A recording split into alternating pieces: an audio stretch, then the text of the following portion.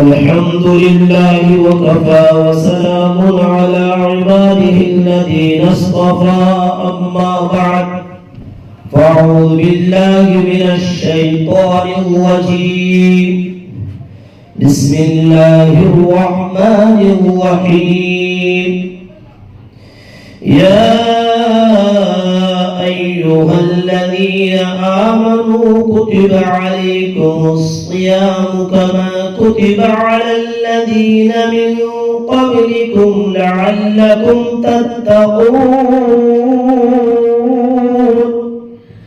أياما معدودات. وقال النبي صلى الله عليه وسلم خطبنا رسول الله صلى الله عليه وسلم في آخر يوم من شعبان فقال يا أيها الناس قد أظلكم شهر عظيم شهر مبارك شهر فيه ليلة خير من 1000 شهر جعل الله صيامه فريضة وقيام ليله تطوعا من تقرب بخصلة من الخير كان كمن ادى فريضة فيما سواه ومن ادى فريضة فيه كان كمن ادى 70 فيما سواه إلى آخر الحديث. صدق الله العظيم وصدق رسوله النبي الكريم. میرے محترم بزرگوں اور عزیز ساتھیوں اور خاص کر میری پردہ نشی ماں بہنوں، میں نے اس سے پہلے کچھ باتیں شعبان جو مہینہ چل رہا ہے اس کے تعلق سے عرض کی تھی. اب میرا دل یہ چاہتا ہے کہ اس وقت چند باتیں آنے والے ماہ مبارک کے تعلق سے عرض کی جائے. میری ماں اور میری بہنوں، اصل میں ہمارے پاس وہ آنکھیں، وہ بینائی، وہ دل کی روشنی نہیں ہے جس سے ہم آنے والے ماہ مبارک کی حقیقت کو سمجھ سکیں.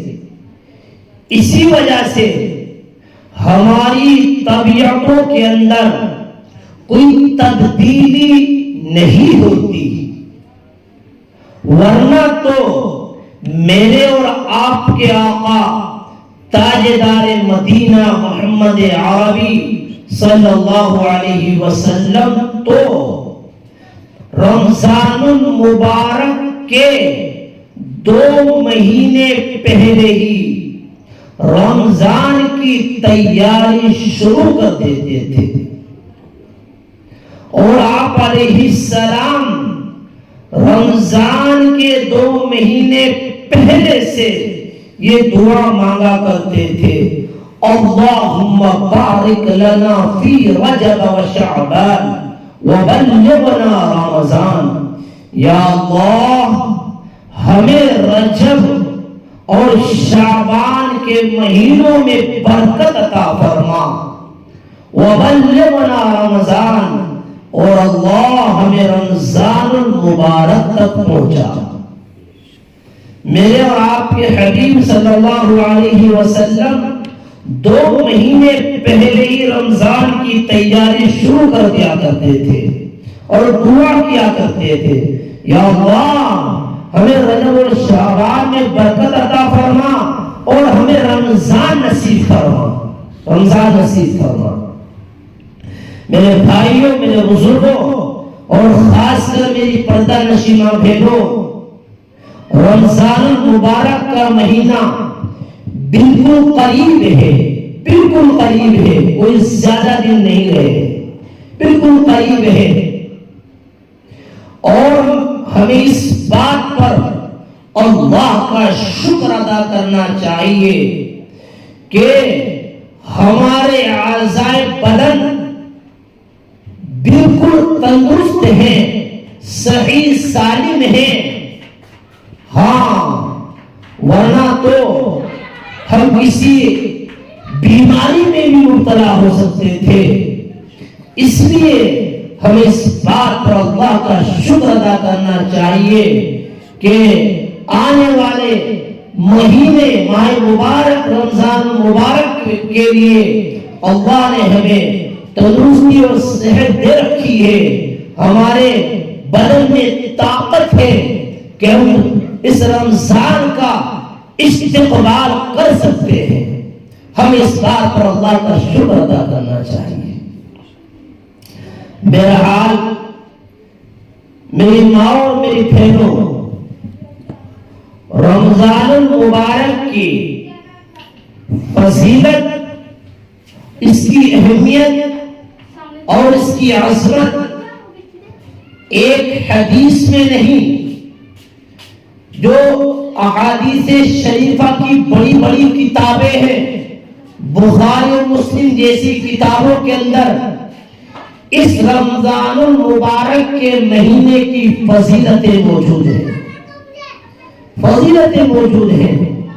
میں نے جو ایک حدیث شریف کا ٹکڑا پڑھا ہے، پوری حدیث تو نہیں پڑھی بلکہ ایک ٹکڑا پڑھا ہے، پیارے نبی صلی اللہ علیہ وسلم نے یہ جو شعبان کا مہینہ جو اس وقت چل رہا ہے، بالکل جو آخری ہے، بالکل اینڈ چل رہا ہے، پیارے نبی صلی اللہ علیہ وسلم نے شعبان کے بالکل آخر میں صحابہ کرام رضوان اللہ علیہم اجمعین کے سامنے ایک خطبہ دیا، ایک تقریر کی، ایک وعظ کیا۔ وہ کیا وعظ تھا؟ اس حدیث شریف کے ٹکڑے میں تھوڑی بہت بات میں آپ کے سامنے عرض کر دیتا ہوں، کیونکہ شعبان کا ہی اینڈ چل رہا ہے۔ میرے نبی اور آپ کے نبی صلی اللہ علیہ وسلم نے یہ حدیث شریف جس میں آپ نے یہ وعظ فرمایا ہے رمضان کے تعلق سے، وہی عرض کر دیتا ہوں۔ پیارے نبی صلی اللہ علیہ وسلم نے فرمایا، یا ایھا الناس، اے لوگو، قد اضلکم شہر عظیم شہر مبارک، تمہارے اوپر ایک عظیم مہینہ آنے والا ہے، ایک مبارک مہینہ آنے والا ہے۔ میری ماں، میری بہنوں، میں بھی عرض کر دیتا ہوں، ہمارے اوپر بہت جلدی ایک عظیم مہینہ آنے والا ہے، بڑا مبارک مہینہ آنے والا ہے، جس کی فضیلت، جس کے اعمال میرے نبی اور آپ کے نبی صلی اللہ علیہ وسلم نے اس حدیث شریف کے اندر بیان فرمائے ہیں۔ قد اضلکم شہر عظیم شہر مبارک، کہ تمہارے اوپر ایک عظیم مہینہ آنے والا ہے، ایک مبارک مہینہ آنے والا ہے۔ جعل اللہ صیامہ فریضہ، اللہ نے اس کے روزوں کو فرض کیا، وقیام لیلہ تطوعا، اور اس کے رات کے قیام کو نفل کیا،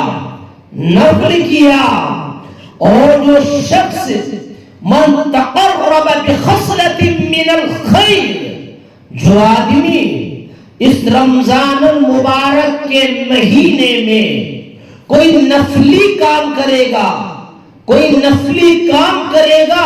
کان کمن ادّا فریضۃ فیما سوا، اسے رمضان المبارک میں اس نفلی کام پر اللہ دوسرے دنوں کے فرضوں کے برابر ثواب عطا فرمائیں گے. وَمَنِ اتَّقَى فَرِيضَةً فِيهِ، اور جو آدمی اس رمضان المبارک کے مہینے میں ایک فرض ادا کرے گا، اللہ اسے غیر رمضان کے 70 فرض کے برابر ثواب عطا فرمائیں گے. اللہ، میری ماؤں، میری بہنوں، میرے بھائیوں، اس حدیث شریف میں پیارے نبی صلی اللہ علیہ وسلم نے سب سے پہلی جو خوشخبری سنائی ہے وہ یہ سنائی ہے کہ ایک مبارک مہینہ، ایک عظیم الشان مہینہ تمہارے اوپر آنے والا ہے. یعنی یہ رمضان المبارک کا اتنا عظیم الشان مہینہ ہے. اللہ اس مبارک مہینے کے اندر نہ جانے کتنے گنہگاروں کو معاف کر کے اپنا قرب عطا فرما دیتے ہیں، اپنا قرب خاص عطا فرما دیتے ہیں. اور اس سے زیادہ برکت اور عظیمت کیا ہو سکتی ہے؟ نہیں ہو سکتی. ہاں، دوسری خوشخبری اس حدیث شریف کے اندر کہ شہر فیہ لیلۃ خیر من الف شہر، کہ اس مبارک مہینے کے اندر ایک رات ایسی ہے جو 1000 مہینوں سے بہتر ہے. 1000 مہینوں سے بہتر ہے. کیا مطلب؟ مطلب یہ ہے جسے شب قدر کہا جاتا ہے، اور رات شب قدر ہے. اس شب قدر میں ایک رات کی عبادت کا جو ثواب ہے 1000 مہینوں کے برابر، بلکہ اس سے بھی زیادہ ہے، اس سے بھی زیادہ ہے. خود قرآن کریم کے اندر موجود ہے یہ چیز. خود قرآن کریم میں، حدیث شریف تو پڑھ ہی رہا ہوں، لیکن یہ بات قرآن کریم میں بھی موجود ہے. اِنَّا أَنزَلْنَاهُ فِي لَيْلَةِ الْقَدْرِ وَمَا أَدْرَاكَ مَا لَيْلَةُ الْقَدْرِ لَيْلَةُ الْقَدْرِ خَيْرٌ مِّنَ أَلْفِ شَهْرٍ تنزل الملائكة والروح فيها بإذن ربهم من كل أمر سلام هي حتى مطلع الفجر. یہ سورہ قدر شب قدر کے تعلق سے ہی ہے.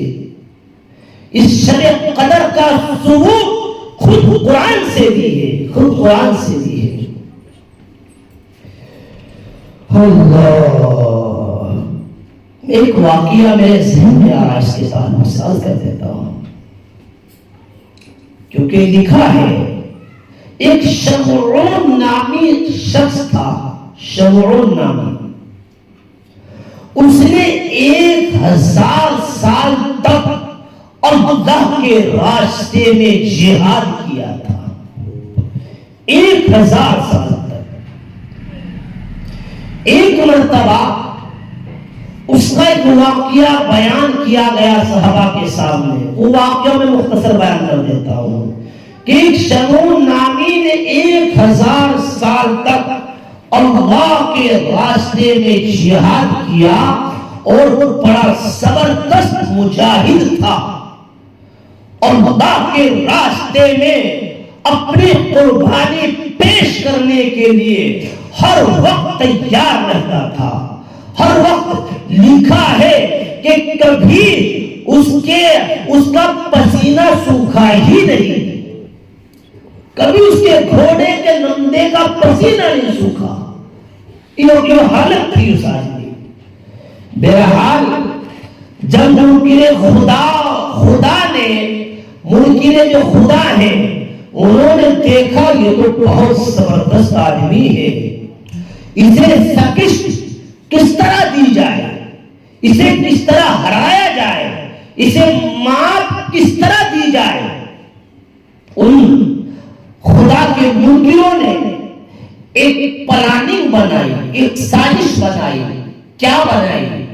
جو اس کی بیوی تھی، اس کی جو بیوی تھی اسے پھینکایا، اسے پھسلایا اور اسے لالچ دیا ایک سونے کی بڑی تھال کا، سونے کی بڑی تھال کا لالچ دیا۔ بہرحال مختصر یہ ہے، اس کی بیوی سے یہ کہا کہ تم اسے اپنے شوہر کو باندھ دینا، باندھ دینا۔ رات میں اس کی بیوی نے اس سونے کی تھال کے لالچ میں اپنے شوہر کو رسی سے باندھ دیا۔ جب اس کے شوہر کی آنکھ کھلی تو اس نے ان رسی کو توڑ دیا اور اپنی بیوی سے معلوم کیا کہ یہ بتا تو نے میرے ساتھ یہ کیوں کیا، میرے ساتھ تو نے یہ کیوں کیا۔ بیوی کہنے لگی میں تمہاری طاقت دیکھنا چاہتی تھی کہ تم میں کتنی طاقت ہے۔ بہرحال خدا کے جو منکر تھے جنہوں نے اسے لالچ دیا تھا، انہیں اس بات کا پتہ چلا تو انہوں نے لوہے کی زنجیر اس ملعون عورت کے پاس بھیجی۔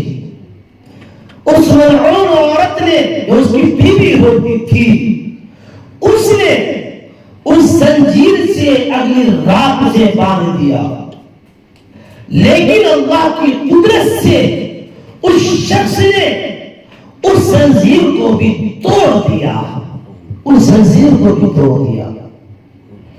اب وہ ملعون عورت اور جو اس کو لالچ دینے والے، خدا کے انکار کرنے والے تھے، انہوں نے کہا ایسے تو کام نہیں چلے گا، تو کسی طریقے سے اپنے شوہر سے معلوم کر کہ میں تمہیں کس طریقے سے تمہاری قوت کو، تمہاری ہمت کو آزما سکتی ہوں۔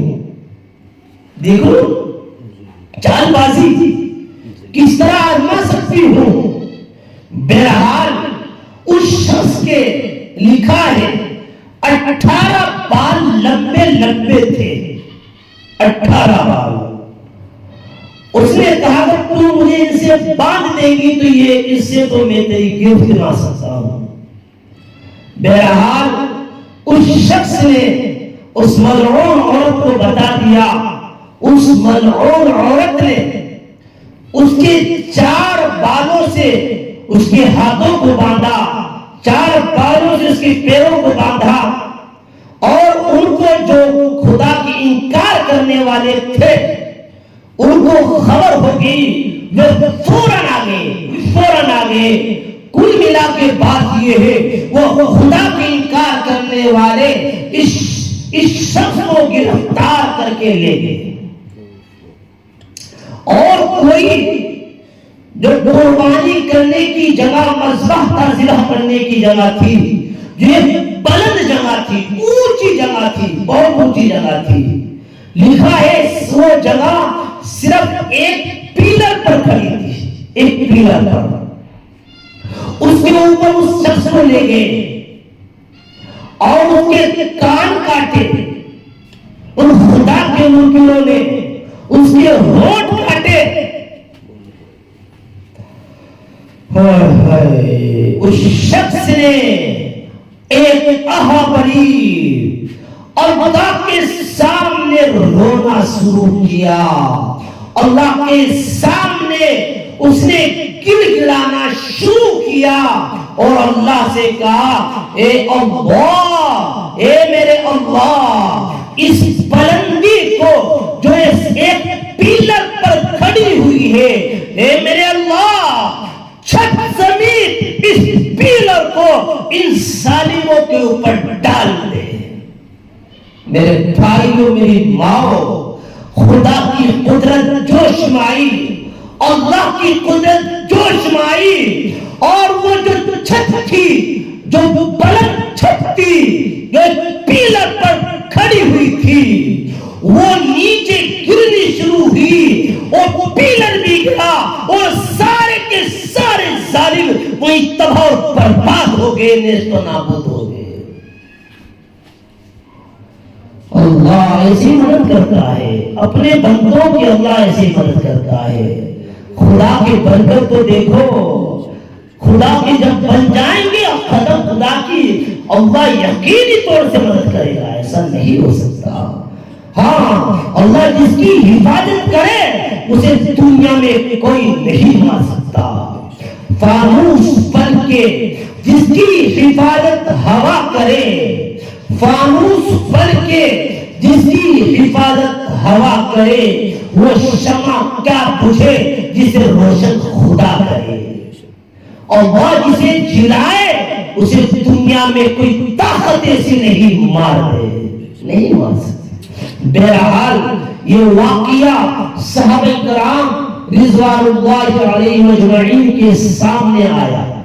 صحابہ نے پیارے نبی علیہ السلام سے فرمایا، اے اللہ کے نبی، جتنا ثواب اس شخص کو ملا، کتنا ثواب ملا، 1000 سال تک تیرے راستے میں لڑتا رہا، اے اللہ کے نبی ہم تو اس سے محروم ہیں، کیا کوئی عمل ہمارے لیے بھی ایسا ہے؟ آپ علیہ السلام خاموش رہے اور یہ فرمایا مجھے معلوم نہیں۔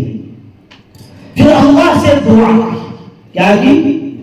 اللہ سے دعا کی تو اللہ تعالیٰ نے یہ فرمایا لیلۃ خیر من الف شہر۔ میں نہیں سمجھانا چاہتا ہوں کہ رمضان المبارک کے مہینے میں ایک رات ایسی آتی ہے، ایک رات ایسی آتی ہے کہ ایک رات کی عبادت کا ثواب 1000 مہینوں کے برابر ہے، 1000 مہینوں کے برابر۔ قرآن بیان کرتا ہے اِنَّا أَنزَلْنَاهُ فِي لَيْلَةِ الْقَدْرِ۔ ہاں شب قدر وہ رات ہے جس میں قرآن کریم کو نازل کیا گیا، اور رات وما ادراک ما لیلۃ القدر، تم جانتے ہو شب قدر کیا ہے؟ لیلۃ القدر خیر من الف شہر۔ شب قدر تو وہ رات ہے کہ ایک رات کی عبادت کا ثواب 1000 مہینوں سے زیادہ ہے، 1000 مہینوں سے زیادہ۔ تنزل الملائکۃ والروح فیہا بإذن ربہم۔ ہاں فرشتہ جبریل علیہ السلام ایک بڑی جماعت فرشتوں کی ساتھ لے کر آتے ہیں اور ذاکرین کو، عابدین کو، جو اللہ کی عبادت کرنے والے ہوتے ہیں ان کو نوازتے ہیں، انہیں نوازتے ہیں، انہیں نوازتے ہیں۔ سلام، امن امان ہوتا ہے جو اللہ کے نیک بندے ہوتے ہیں، اللہ کے بالکل وہ شب قدر میں لذت حاصل کرتے ہیں، حلاوت حاصل کرتے ہیں، سکون حاصل کرتے ہیں، اطمینان حاصل کرتے ہیں۔ اور یہ حتی مطلع الفجر، یہ صبح صادق تک چلتا رہتا ہے، صبح صادق تک۔ میں ترجمہ کر دیا، تفسیر کا موقع نہیں۔ بہرحال پیارے نبی صلی اللہ علیہ وسلم نے اس حدیث شریف کے اندر جو دوسری خوشخبری دی ہے وہ ہمیں شب قدر کی خوشخبری دی ہے کہ اس رمضان کے مہینے کے اندر، اس رمضان المبارک کے اندر ایک رات ایسی آتی ہے جو 1000 مہینوں سے بہتر ہے، 1000 مہینوں سے بہتر ہے۔ حضرت عائشہ رضی اللہ تعالی عنہ فرماتی ہیں کہ جو شب قدر میں جاگ کر اور خدا کی عبادت کرے اور 2 رکعت نماز نفل پڑھ لے اور اللہ سے بخشش چاہے تو اللہ سے بخشش عطا فرما دیتے ہیں۔ حضرت جبریل علیہ السلام اس کے اوپر اپنا پر پھیرتے ہیں. کس پر؟ جو شب قدر میں اللہ کی عبادت کرتا ہے. حضرت جبریل جو فرشتوں کے سردار ہیں، بڑے فرشتے ہیں، جو اللہ کا پیغام انبیاء تک لانے والا فرشتہ ہے، وہ اپنے پر کو اس شب قدر میں عبادت کرنے والے کے اوپر پھیرتے ہیں. اور جبریل علیہ السلام جس پر اپنا یہ پر پھیر دیتے ہیں وہ جنت میں داخل ہوگا، وہ جنت میں داخل ہوگا، وہ جنت میں داخل ہوگا. اس لیے میرے بھائیوں، میری ماں اور بہنوں، اس رمضان مبارک کی خوشخبری میرے نبی نے دوسری یہ دی کہ ایک رات 1000 مہینوں سے بہتر ہے عبادت کے اعتبار سے. اللہ جعل اللہ صیامہ اور اس کے روزوں کو فرض قرار دیا، اس کے روزوں کو فرض قرار دیا. رمضان المبارک کے روزوں کی فرضیت خود قرآن سے ثابت ہے. اور عرض کر دیتا ہوں، بلکہ رمضان المبارک کے روزوں کی فضیلت بھی قرآن میں موجود ہے، قرآن میں موجود ہے. سنیے، سنا دیتا ہوں. یا ایھا الذین آمنوا کتب علیکم الصیام کما کتب علی الذین من قبلکم لعلکم تتقون ایاما معدودات. اے ایمان والو تم پر روزے فرض کیے گئے جیسا کہ تم سے پہلی امتوں پر روزے فرض کیے گئے تھے. کیوں؟ لعلکم تتقون، تاکہ تم متقی بن جاؤ، تاکہ تم متقی بن جاؤ. ایام معدودات سے سمجھتا ہوں رمضان کے روزے مراد ہے، چند دن رمضان مبارک کا مہینہ. اللہ، روزوں کی فرضیت، روزوں کی فضیلت خود قرآن سے میں نے آپ کے سامنے ثابت کی ہے. میرے اللہ کا انداز کتنا پیارا ہے، کتنا پیارا ہے، آپ غور کیجئے. اللہ کہتے ہیں یا ایھا الذین، اے ایمان والوں میں میری ماں آپ بھی داخل ہیں، آپ بھی ایمان والیاں ہیں. اے ایمان والیوں تم پر روزے فرض کیے گئے کما کتب علی الذین من قبلکم. ظاہر میں روزہ رکھنا تھوڑا سا مشکل ہے، ظاہر میں اللہ نے اس مشکل کو، اس مشقت کو آسان بنانے کے لیے یہ انداز اپنایا. کما کتب علی الذین من قبلکم. اے امت محمدیہ، تو یہ نہ سمجھ بیٹھی ہے کہ صرف روزے تیرے پر فرض ہے. تم سے پہلی جو امتیں ہوئی ہیں، حضرت آدم سے لے کر پیارے نبی صلی اللہ علیہ وسلم تک جتنی امتیں آئی ہیں، سب پر روزے فرض رہے ہیں. یاد رکھنا، سب پر روزے فرض. وہ بات الگ ہے کہ کتنے دن کے رہے ہیں، کس ٹائم سے کس ٹائم تک رہے، وہ الگ مسئلہ ہے، وہ مختلف ہے، وہ مختلف رہے ہیں. لیکن فرض روزے سب پر رہے ہیں، سب پر، ساری امتوں پر رہے. کما کتب علی الذین من قبلکم سے بات سمجھ میں آتی ہے. اللہ نے، کیونکہ کوئی کام مشکل ہوتا ہے، اکیلے کے لیے بھاری ہوتا ہے، جب دو چار آدمی وہ شریک ہو جاتے ہیں وہ مشکل کام آسان لگنے لگتا ہے. اللہ نے اس مشکل کام کو یہ کہہ کر کہ تم سے پہلی امتوں پر بھی روزے فرض کیے گئے تھے، ہمارے لیے روزوں کو آسان بنایا ہے تاکہ یہ مشکل تمہارے لیے آسان ہو جائے. قرآن بڑا پیارا کتاب ہے، بڑی عظیم الشان کتاب، اس کا انداز عجیب ہے قرآن کریم کا. تو قرآن نے کہا ایمان والو تم پر روزے فرض کیے گئے جیسا کہ تم سے پہلے امتوں پر روزے فرض کیے گئے تھے. میں آپ کے سامنے عرض کر دیتا ہوں، روزے کو عربی کے اندر صوم کہتے ہیں. کیا کہتے ہیں؟ صوم کے معنی عربی میں رکنے کے آتے ہیں. کہیں کہتے ہیں؟ رکنے کے آتے ہیں. سیام جو ہے نا قرآن شریف میں جو پڑھ رہا ہوں یہ صوم کی جمع ہے. کتابیں ایسے ہی سیام صوم کی جمع ہے. بہت سارے پورے مہینے کے روزے. بہرحال صوم کے معنی رکنے کے آتے ہیں.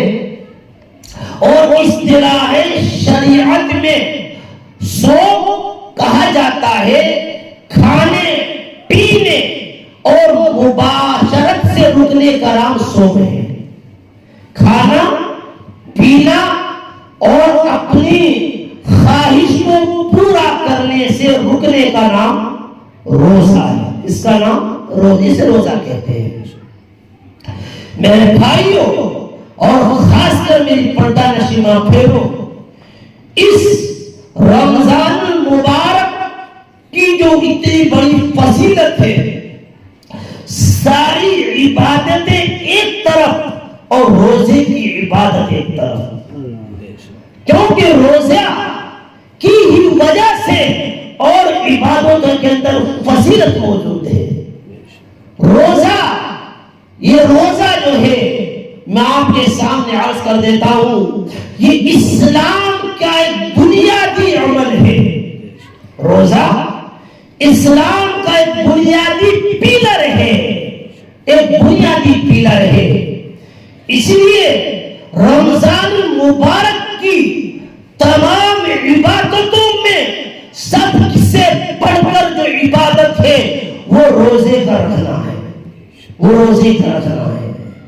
ہاں، جو رمضان المبارک کے روزے رکھے گا یا رکھے گی تو خود قرآن بیان کرتا ہے لعلکم تتقون، کہ روزہ رکھنے والے یا والیاں متقی بن جائیں گی. ہاں، ان کے اندر جذب شکر پیدا ہوگا. اور میرے بھائیوں اور میری بہنوں اور میری ماں، جس کو تقوی نصیب ہو گیا سمجھ لینا چاہیے اسے دونوں جہان کی کامیابی مل گئی. کیونکہ پوری زندگی کا مقصد جو ہے وہ تقوی ہے. جس کی زندگی میں تقوی ہے، قسم خدا کی وہ دنیا میں بھی کامیاب ہے اور آخرت میں بھی کامیاب ہے. اولئک علی ھدی من ربہم واولئک هم المفلحون، کہ جو لوگ متقی ہیں یہ اپنے رب کی طرف سے ہدایت پر ہے اور فلاح کو پانے والے ہیں. فلاح کہا جاتا ہے دنیا کی بھی کامیابی اور آخرت کی بھی کامیابی، اسے فلاح کہا جاتا ہے.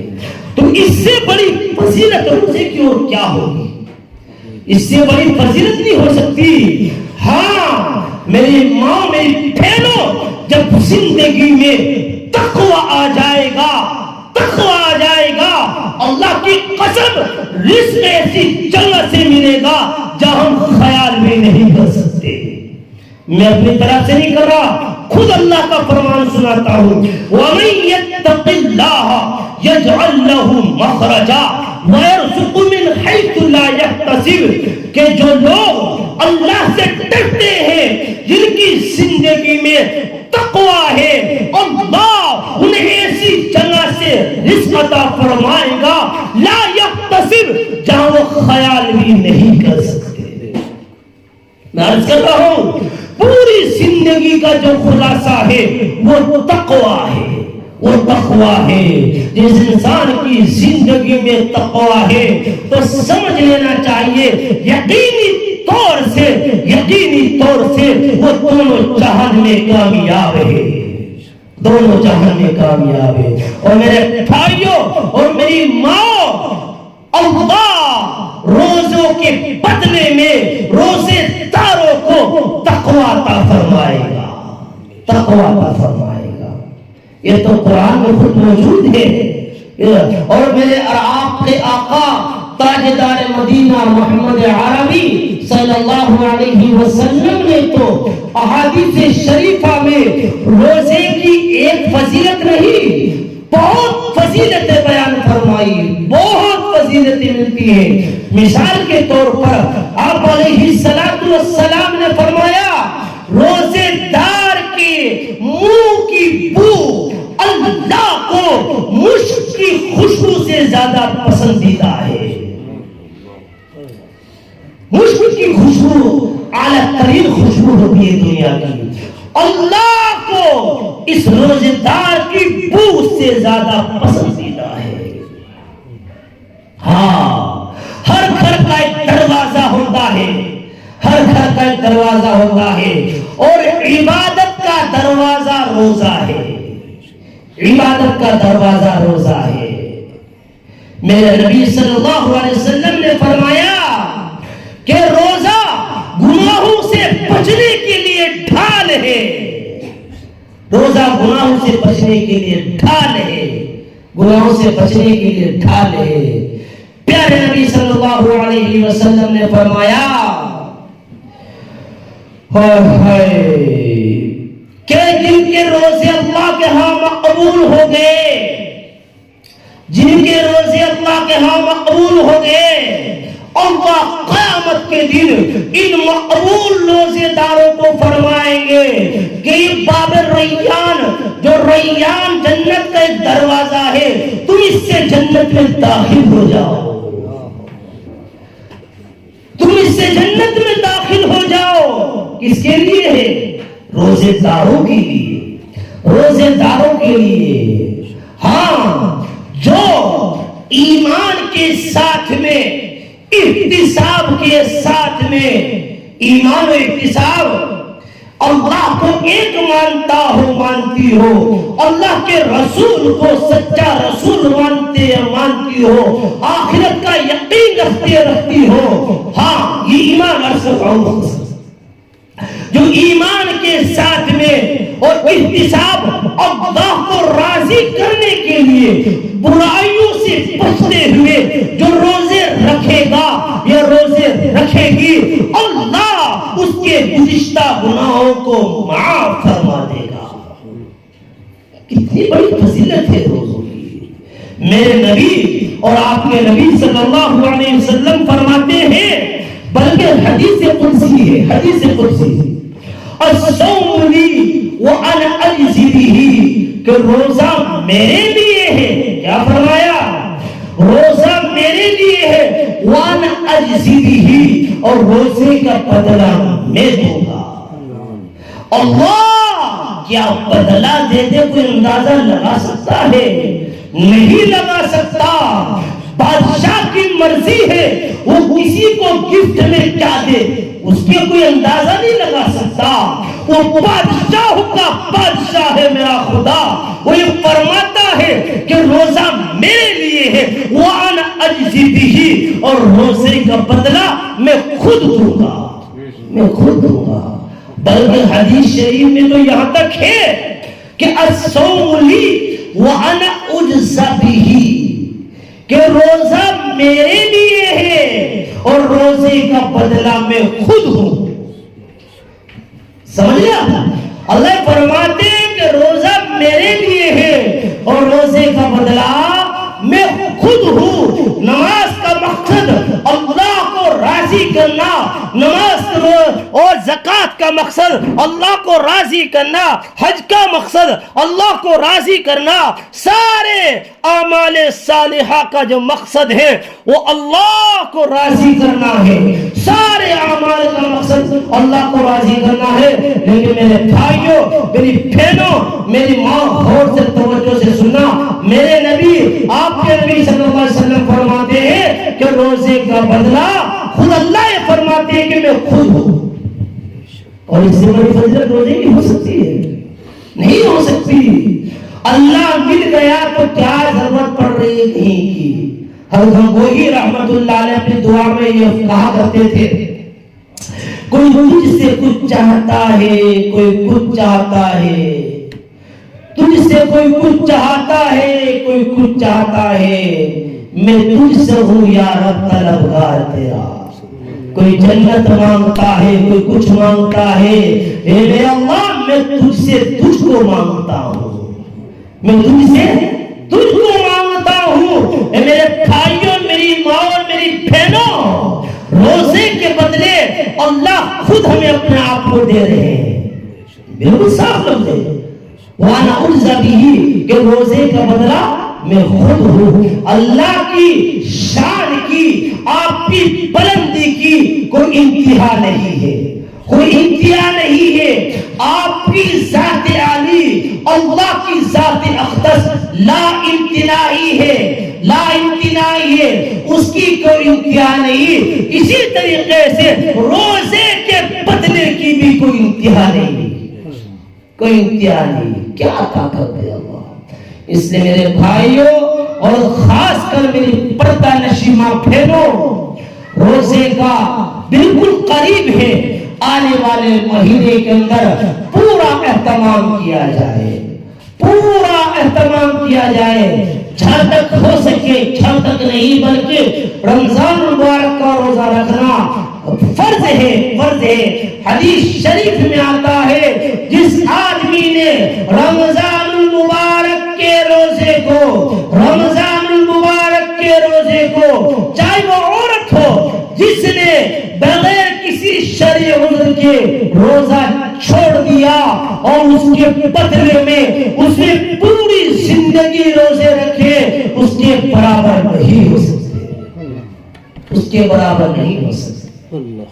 آج ایسی چھوٹے نوجوان ہیں میری بہن، ہڈی کٹی ہے بیچاری، لیکن اپنے مستی کے چکر میں روزے کا کوئی اہتمام نہیں. ہٹا کٹا گھومتا پھرتا ہے، منہ میں گوبر لیے پھرتا ہے گوبر. وہ دل باغ نہ جانے کیا کہا، روزہ نہیں رکھتا، اللہ اس کا بھلا کر دے. عجیب حال ہے، عجیب حال ہے امت مسلمہ کا، عجیب حال ہے. ہاں میرے بھائیوں، میری بہنوں، میری ماں، روزہ روزہ روزہ ایک چھوڑنا رمضان کا، پوری زندگی کے روزے اس کی بھرپائی نہیں کر سکتے، اس کی بھرپائی نہیں کر سکتے. رمضان مبارک کے روزے ہر عاقل بالغ مرد و عورت پر فرض ہیں، یاد رکھنا. رمضان المبارک کے روزے ہر عاقل بالغ مرد و عورت پر فرض ہیں، فرض ہیں. بغیر کسی شرعی عذر کے رمضان المبارک کا روزہ چھوڑنا گناہ کبیرہ ہے، حرام ہے، ناجائز ہے. میرے بھائیوں، میری بہنوں، اندازہ تو لگاؤ، اگر ایک نماز چھوڑ دی، اس کی قضا ایک روزے سے، ایک نماز سے ہوگی. لیکن اگر جان بوجھ کر بغیر شرعی عذر کے ایک روزہ چھوڑ دیا، اس کے بدلے میں 2 مہینے لگاتار روزے رکھنے پڑیں گے. اس کی قضا ہے. رمضان کے روزے کی ایک جان بوجھ کے قضا چھوڑ دینا، اس کی قضا لگاتار 2 مہینے کے روزے لگاتار. بتائیے آج ذرا ذرا سے عذروں پر میری بہت سی مائیں بہنیں اور میرے بھائی بہت سے روزے کو چھوڑ دیتے ہیں، روزے کو چھوڑ دیتے ہیں. اس لیے میری ماں، میری بہنوں، میرے بھائیوں، تیسری جو اس میں حدیث شریف میں بیان کی گئی ہے وہ روزہ ہے کہ اللہ نے روزوں کو فرض کیا ہے. روزہ اللہ کی طرف سے ہمارے لیے بڑی نعمت ہے، بڑی نعمت ہے، بڑی نعمت ہے. بلکہ ایک ڈاکٹر نے ریسرچ کیا ہے، میں آپ کو دیکھ رہا تھا، کہیں کوئی باہر کا ڈاکٹر ہے، اس نے ریسرچ کیا ہے، جو رمضان المبارک کے روزوں کو اہتمام سے رکھے گا، اہتمام سے رکھے گا، تو اسے کینسر پیدا نہیں ہو سکتا، اسے کینسر پیدا نہیں ہو سکتا. کیونکہ اپنی باڈی کو بھوکی رکھے گا تو جو گندگی سے جو کینسر تیار ہوتا ہے وہ اس بھوکی باڈی اس گندگی کو کھا جائے گی تو انشاءاللہ اسے کینسر پیدا نہیں ہوگا. اسے کینسر دیکھو کتنی دنیا کے ایک ڈاکٹر کا ریسرچ ہے بہت بڑے, اس نے ریسرچ کیا روزے کے اوپر. اس لیے میرے بھائیوں, میری بہنوں, میری ماؤں, ہمیں چاہیے کہ ہم روزے کا اہتمام کریں, ہم روزے کا اہتمام کریں. اللہ. اور چوتھی خوشخبری وقیام لیلہ, رات کا قیام. رات کا قیام کیا ہے؟ رات کا قیام تراویح, نماز تراویح. نماز تراویح, تراویح جو ترویحہ کی جمع ہے, اس کے معنی آتے راحت کے, سکون کے. نماز تراویح کو نماز تراویح اس لیے کہتے ہیں کہ اس میں ہر 4 رکعات کے بعد تھوڑا سا آرام کیا جاتا ہے بیٹھ کر, اس لیے نماز تراویح کو تراویح کہتے ہیں. بہرحال اس نماز تراویح کو بھی میرے نبی اور آپ کے نبی صلی اللہ علیہ وسلم نے پڑھا ہے, ثابت ہے, احادیث شریفہ سے ثابت ہے. آپ علیہ السلام نے نماز تراویح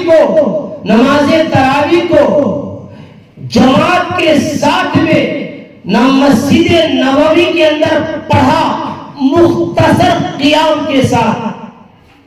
پھر آپ نے دوسرے دن نماز تراویح کو اس سے زیادہ قیام کے ساتھ صحابہ کے ساتھ جماعت سے پڑھا. پھر آپ علیہ السلام نے تیسرے دن لمبے قیام کے ساتھ میں, بہت زیادہ لمبے قیام کے ساتھ میں نماز تراویح کو پڑھا جماعت کے ساتھ میں, اور اتنا لمبا قیام فرمایا.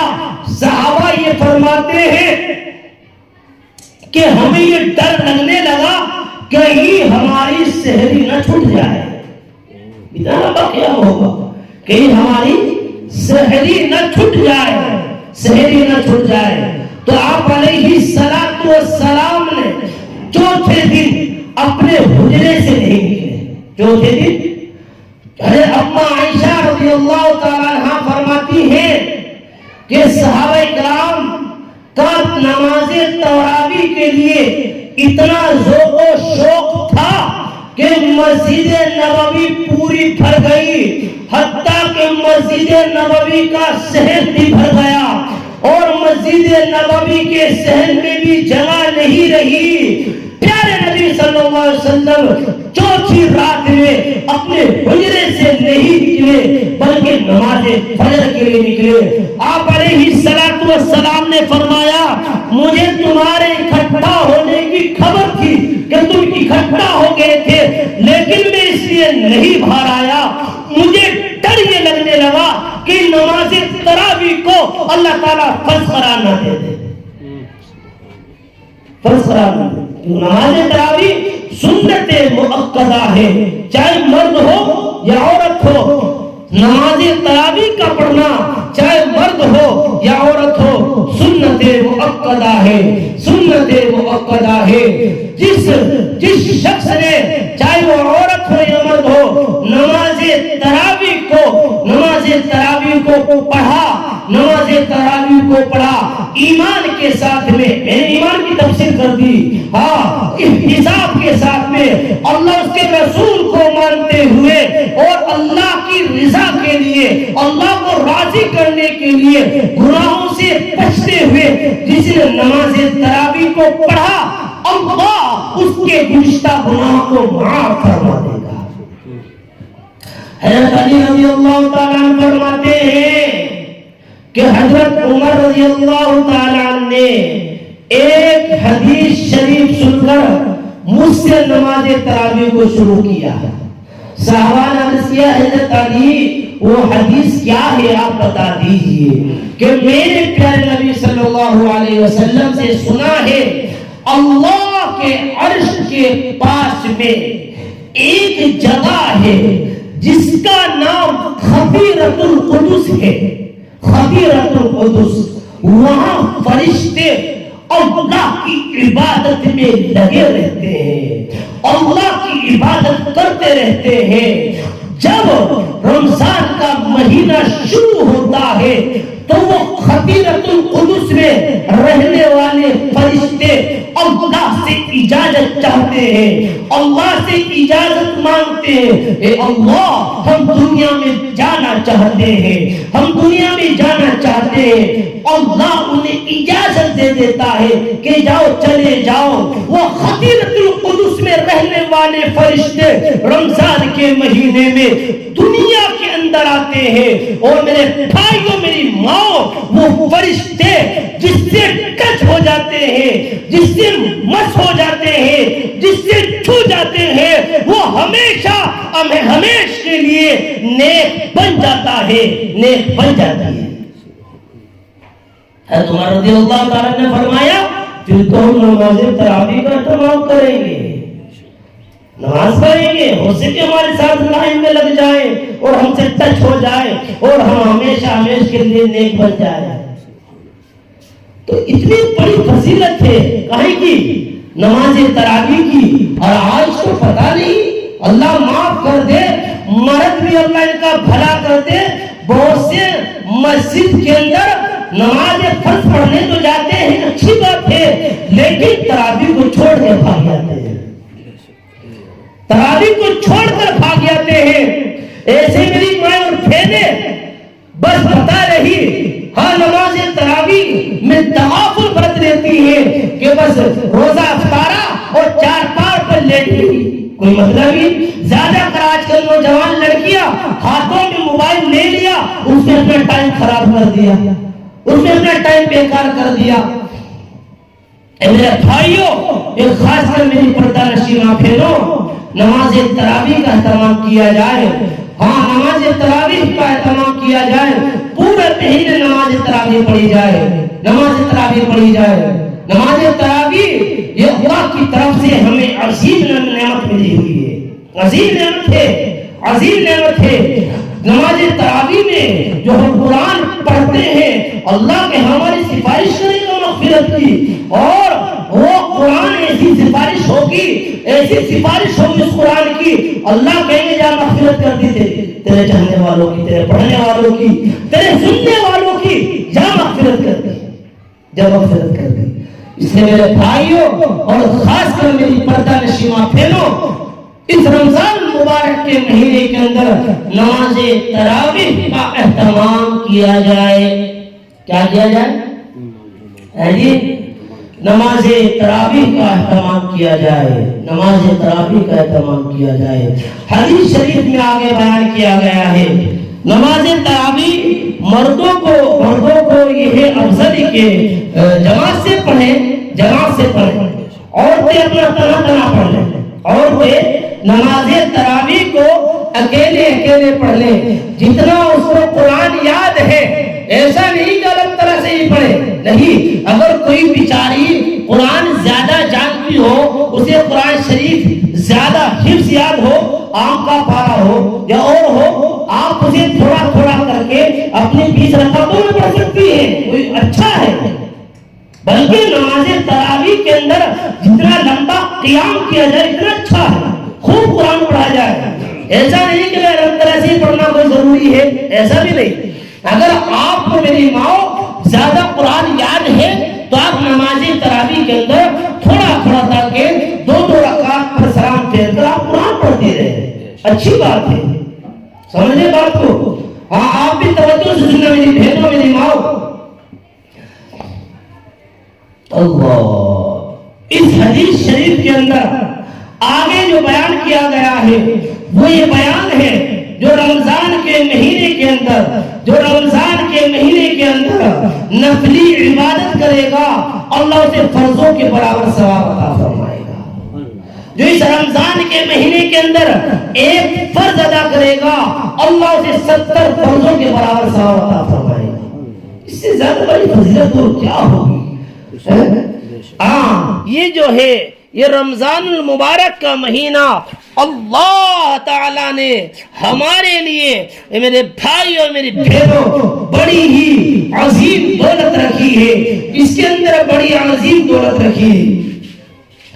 تو یہ کچھ باتیں میں نے آپ کے سامنے عرض کر دی. ایک اس کی عبادت ہے، وہ کیا ہے؟ وہ ہے اعتکاف. اعتکاف کے معنی آتے ہیں رکنے کے، اعتکاف کے معنی آتے ہیں اپنے آپ کو بند کرنے کے. اور شریعت میں اعتکاف کہا جاتا ہے رمضان کے آخر عشرے کا اعتکاف کرنا. مردوں کو ایسی مسجد میں جہاں 5 وقت نماز ہوتی ہو، اور عورتوں کو اپنے گھر کی مسجد میں یعنی جس جگہ وہ نماز پڑھتی ہے اس جگہ پر اعتکاف کرے. مرد مسجد کے اندر اعتکاف کرے، عورتیں اپنے گھر کی مسجد میں. اگر کسی نے اپنے گھر میں نماز پڑھنے کی جگہ نہیں بنا رکھی ہے تو وہ کوئی جگہ متعین کر لے، اور وہاں ہو سکے بہتر یہ ہے کوئی پردہ وغیرہ ڈال لے، کیونکہ ثابت ہے حدیث شریف سے. اور نہ بھی ہو سکے تو کوئی ضروری نہیں، بہتر اور افضل ہے، بہتر اور مستحب کہا جا سکتا ہے. بہرحال میری مائیں، میری بہنیں بھی اعتکاف اپنے گھر کی مسجد میں کرے، اور مرد اپنے محلے کی مسجد میں اعتکاف کرے. ہمارے یہاں تو نماز پڑھنے کی جگہ گھروں میں متعین ہوتی نہیں، عجیب سی حالت ہے.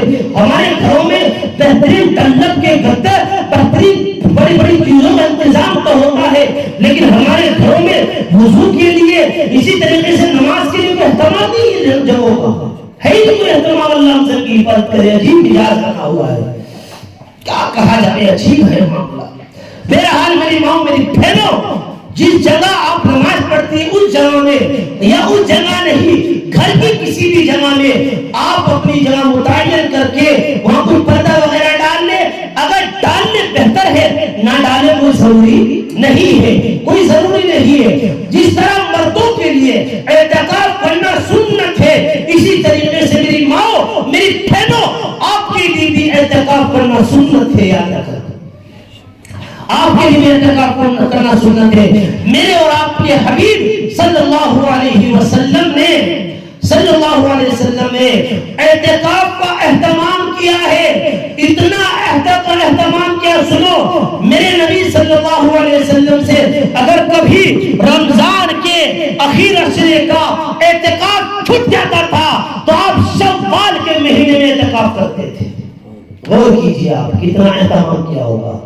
اعتکاف مردوں کو بھی شوق نہیں، ایک دو آدمی بیٹھ گیا، لیکن بیٹھنا چاہیے. میرے نبی صلی اللہ علیہ وسلم بہت سارے صحابہ کو لے کر اعتکاف کیا کرتے تھے مسجد کے اندر. بہت سارے صحابہ کے ساتھ اعتکاف کرتے تھے.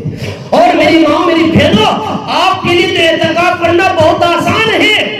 اے میری ماں، آپ کے لیے اعتکاف کرنا بہت آسان ہے، بہت آسان ہے. آپ اپنے گھر میں بیٹھ جائیے، ایک جگہ متعین کر لیجئے، اور گھر کی عورتوں سے، اپنی بیٹیوں سے، لڑکیوں سے گھر کا کام کرا لیجیے. بیٹھی آپ کو کہیں جانا ہی نہیں. آپ کے لیے اعتکاف کرنا بہت آسان ہے، لیکن کوئی اہتمام ہی نہیں کیا جاتا. اس لیے میری بہنوں، جس طرح مردوں کے لیے اعتکاف کرنا سنت ہے، اسی طرح عورتوں کے لیے اعتکاف کرنا سنت ہے.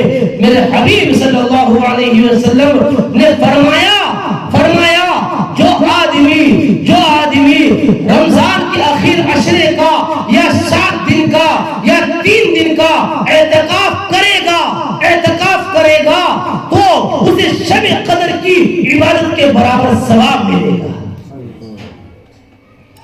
بلکہ حدیث شریف میں تو آیا ہے، جو مرد ہو یا عورت ہو، دونوں کے لیے ہے، جو مرد یا عورت ایک رمضان کا اعتکاف کر لے، اللہ اس اعتکاف کرنے والے اور جہنم کے درمیان 3 خندقیں بنا دیتا ہے، اور ایک خندق 500 سال کے برابر ہے. 500 سال کے برابر ہے. جو ایک رمضان کا اعتکاف کر لے، چاہے مرد ہو یا عورت ہو، اللہ جہنم کے اور اس معتکف اعتکاف کرنے والے یا اعتکاف کرنے والی کے درمیان 3 خندقیں بنا دے دیتے ہیں اور ایک خندق کی جو لمبائی اور مسافت ہے وہ 500 سال کے برابر ہے. دیکھیں جہنم پر سے جو تعلق ہے کتنی بڑی فضیلت ہے. تو اس رمضان مبارک کی جو عبادت ہے ایک امتیازی عبادت اعتکاف بھی ہے. کیا ہے؟ اعتکاف بھی ہے. اعتکاف بھی ہے. اس لیے میری ماں میری بہنوں یہ چند باتیں میں نے آپ کے سامنے عرض کر دی. یہ چند باتیں کیونکہ رمضان مبارک کا مہینہ بالکل قریب ہے آنے والا ہے. اللہ نے میرے دل میں ڈالا اس لیے میں نے آپ کے سامنے یہ چند باتیں عرض کر دی ہیں. اللہ تعالیٰ سے دعا کرے مجھے اور آپ کو توفیق عطا فرما دے. ساری تقریر کا سارے بیان کا خلاصہ یہ ہے اس رمضان مبارک کے مہینے کی 4 عبادتیں. کتنی؟ 4 عبادتیں اور مہینوں کے مقابلے میں امتیازی ہیں. امتیازی جدا ہیں، الگ ہیں. نمبر 1 روزہ رکھنا. نمبر 1 روزہ رکھنا. روزے رکھنا. نمبر 1 روزے رکھنا پورے مہینے کے. نمبر 2 نماز تراویح پڑھنا. نمبر 2 نماز تراویح پڑھنا.